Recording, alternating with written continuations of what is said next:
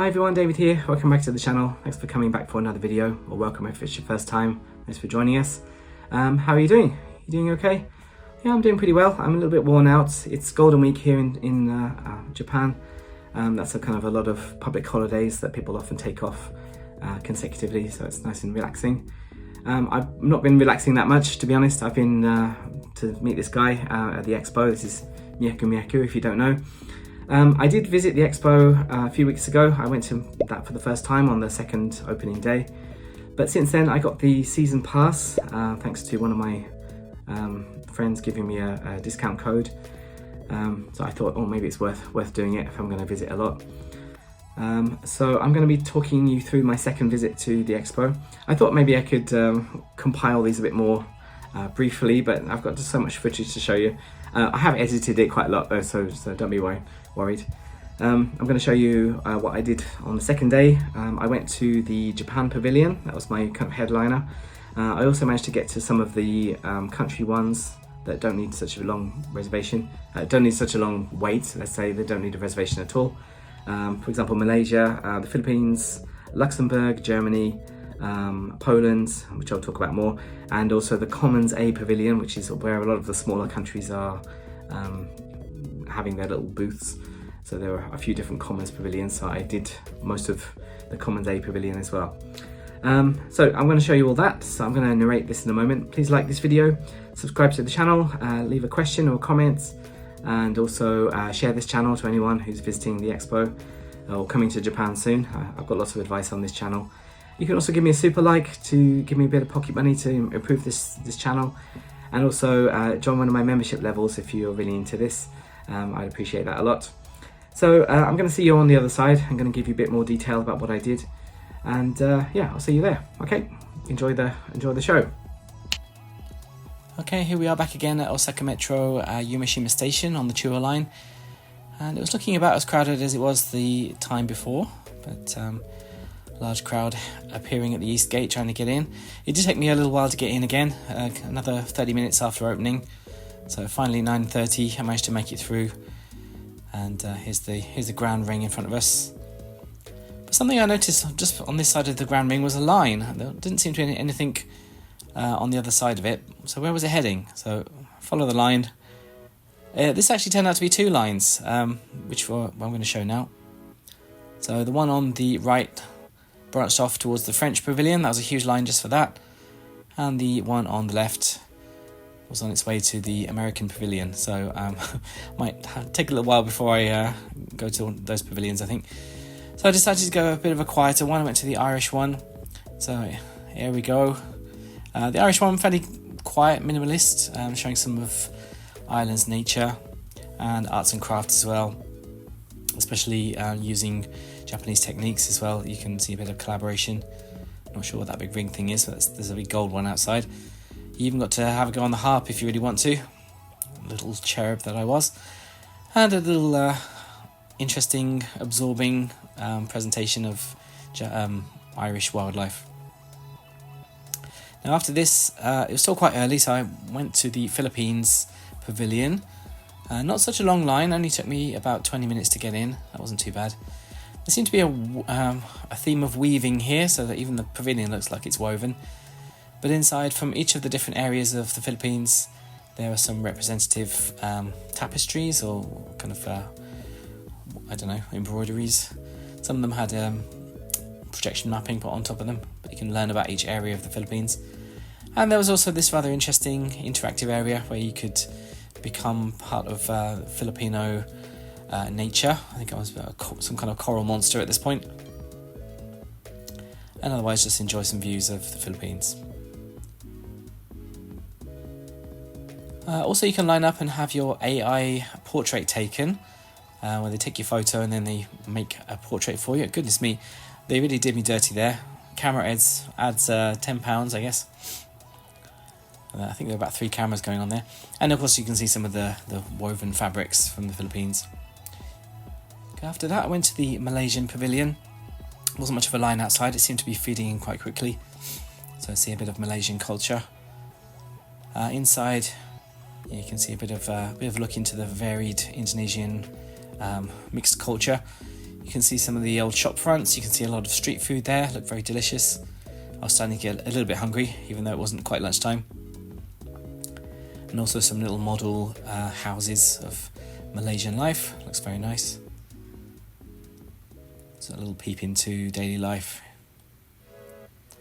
And yeah, Malaysia has a lot of different peoples and from all different areas and different languages, dialects. The inside had this kind of nice woven, was that a palm tree? Some kind of tree. And otherwise the rest of it is focused on its Malaysia's development. So this was the Tunnel of Progress, I think. You can see how things have changed over time. And some other information about how they're becoming a more sustainable, futuristic city. There's a cute little animation too. Keeping their traditions alive. And of course a little shop. You can buy some little weird pandas. I don't know, pandas, they're bears. But there was a large restaurant inside there, so the food seemed to be quite popular.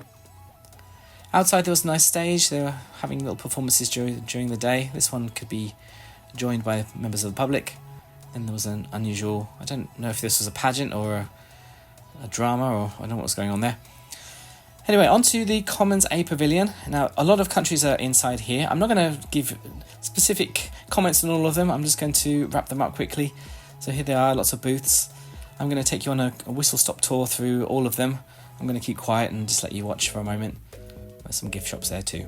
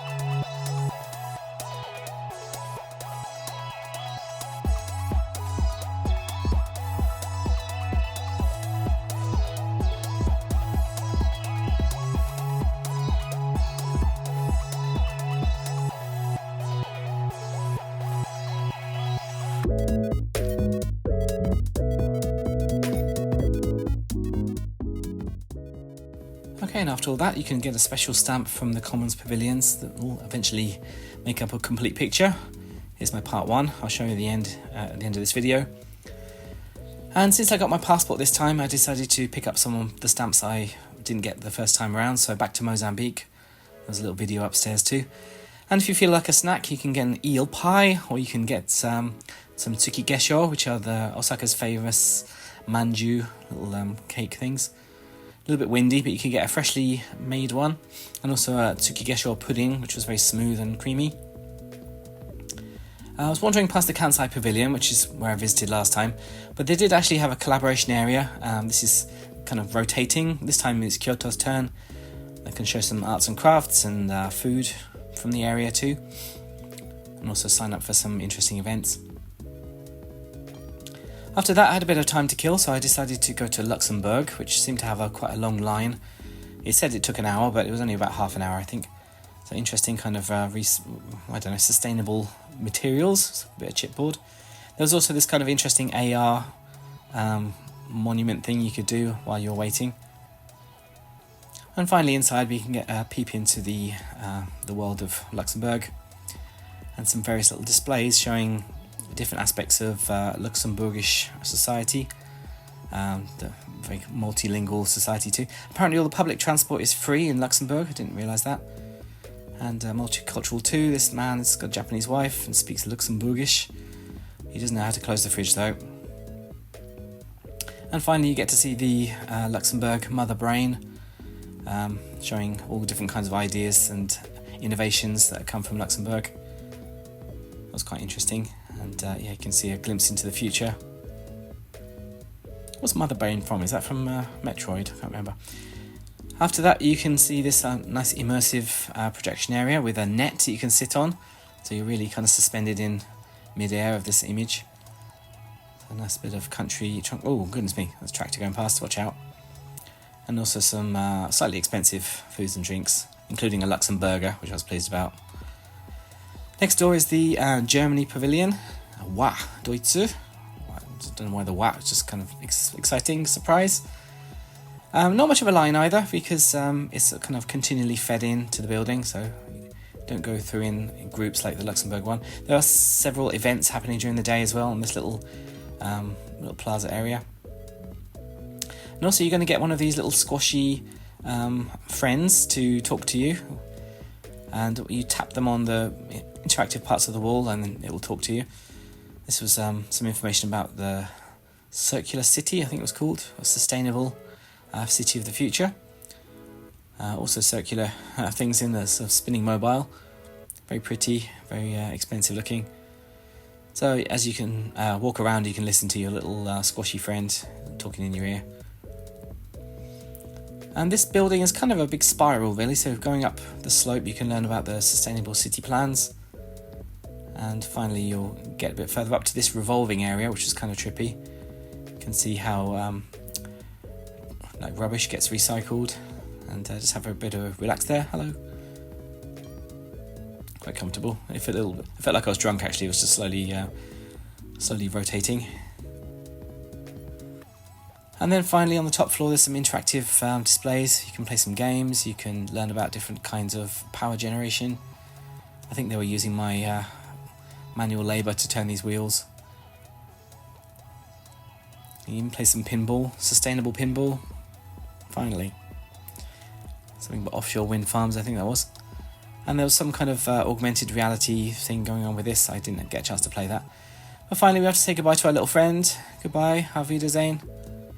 And on the top there's a nice little roof, the Garden of Federal States, I think it was called, the most German sounding thing I can imagine. Finally my reservation time came. I was in the Japan Pavilion, this is one of the big ones. That little R2-D2 was going crazy as well, he was very excited. And another circular pavilion, so there are different ways to go in, there are different routes, I think it depends on what time you enter. But they all take, it's like a cycle really of production and recycling and energy. So it doesn't matter which point in the cycle you start. They're talking about recycling plastic, I guess. Looks like plastic to me. And the flow of energy was pushing you along. And finally, we're creating algae here. Algae is I believe that algae is our future. Treat it well and you can make some bowls out of it. Biodegradable plastics. Something about water purification too, using energy from algae. Algae is a source of green energy too, as well as green ponds. Also, there was this central area where we lined up for the Martian meteorite. There was a huge one, I think that landed in Antarctica or somewhere like that. And you can even touch some little slices of it. It's quite hard to tell if you're actually touching it, but there we go. Give that a little titillating experience. There's the Mars meteorite. You only get one shot to look at it, so take a picture or it'll last longer. More natural gas provided by the lovely world of algae, and some little algae farms down here. Very algae forward, and Hello Kitty is sponsored by the algae as well. All the different kinds have different benefits. Which is your favourite algae kitty? And you can make a lot of protein out of algae, 50 times as much as you can if you're making beef. Willy Wonka's algae factory as well. Got some creepy little pipes going around. It was kind of interesting displays. It's not easy being green. Was that a paid actress? I think she was just walking around with a clipboard. I'm not sure what she was writing down. Algae check. But there was a robot arm here making, I think, a stool out of algae. 3D printing or something. And then a display about how Japanese flexible materials can be used for all kinds of technology. From flexible sky trees all the way to flexible lunar landers or whatever that was, some spacecraft. Even flexible reusable toys, also known as transformers, robots in disguise. This was great as well. I enjoyed this. There was a live link up to Kansai Airport where you can yell for people to come over and you can give them a high five. I really enjoyed that. It gave us a good laugh. Okay, after all that excitement, I decided to go up to the top of the ring just to have a look around as sunset was falling. And you can see some of the big pavilions there. Nice dusky weather. So just nice a bit of fresh air. Finally the sun was in. I'm not going to get sunburnt anymore. I'm very sensitive, you know. There's the French pavilion in the front there and the Americans. Now I had the Polish pavilion next. I was due to go to a concert, but they let me in the wrong door and I missed it completely. But the Polish pavilion was quite nice. Lots of focus on the natural world of Poland. Got these nice arts and craft chandelier things that cast interesting shadows on the floor. So you can get the sights and smells of Poland. I think this was AI generated, I'm not sure. I think they said that. You can even smell this wall of, bracken. Very nice smell to it. And so this preserved bits of decay as well. That's part of the life cycle. And this, brush dance. Not sure what that was going to do, but it was very nice ASMR. Some strange little dioramas too of some kind of steampunk future Poland. They've got lunar landers there. They've got dragon attacks, just like in the old country. And some demon hordes. Yeah, I'm not sure what that was all about.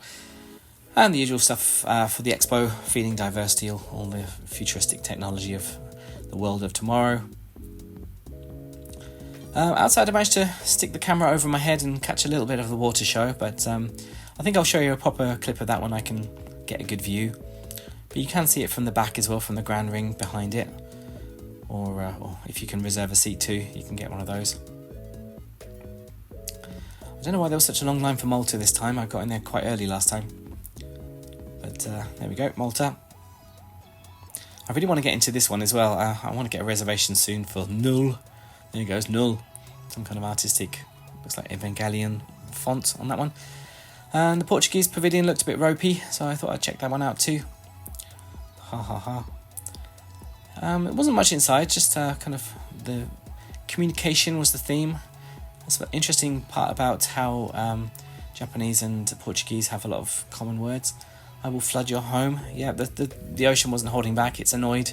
We're dumping all our rubbish in it. So it's going to fight back one day. He's going to, return to sender. So that's enough for me. I think it's time to make my way back home.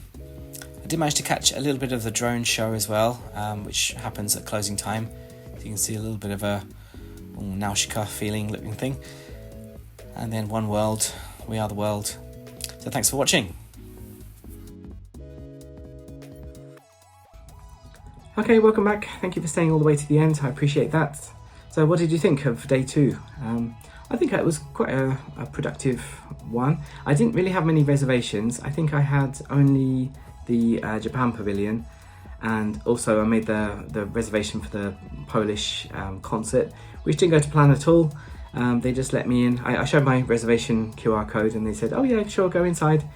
And that was just to enter the main pavilion. It wasn't anything to do with the concert, so I missed it completely. A little bit annoyed by that, and it wasn't really very clear where I should go. So yeah, learn from my mistake if you want to join that Polish Chopin concert, and turn up on time. A lot of the reservations, they give you like an opening block, so you can enter any time within this bracket. If there's an event, you have to be there at that time. So I think the listings there are not very consistent. You have to go there for that time, and that's the duration of the event. So be careful about that if you're booking any events. Yeah, I kind of enjoyed a lot of those pavilions. The Malaysian one was quite bigger than I thought, actually. It was very easy to get inside. Everyone was very friendly. The Philippine one, that had a bit of a wait on it. It was about 20 minutes maybe, because they let you in kind of in groups, but you can just wander around as you like. I did get there early in the morning. That was one of my first ones to get into, so I could get a reservation for the free massage.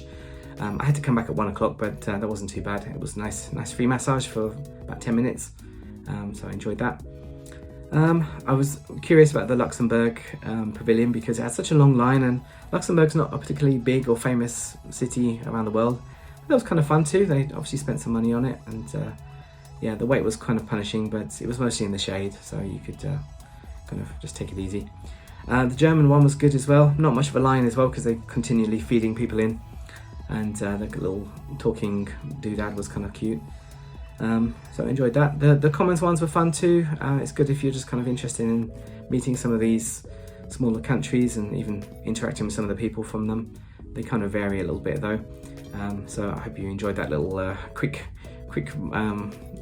dash around of the Commons one. I realised that afterwards I missed a couple of the pavilions, taking videos of them. So I think places like Eswatini, I think I didn't take a video of. I have to check my passport for the ones I went to. What else did I miss? I think I'll work it out. I'm gonna add those to a later video. I think Papua New Guinea as well. I missed that. Grenada. So I'm sorry to those countries. I will include you in a future video, just so everyone's represented.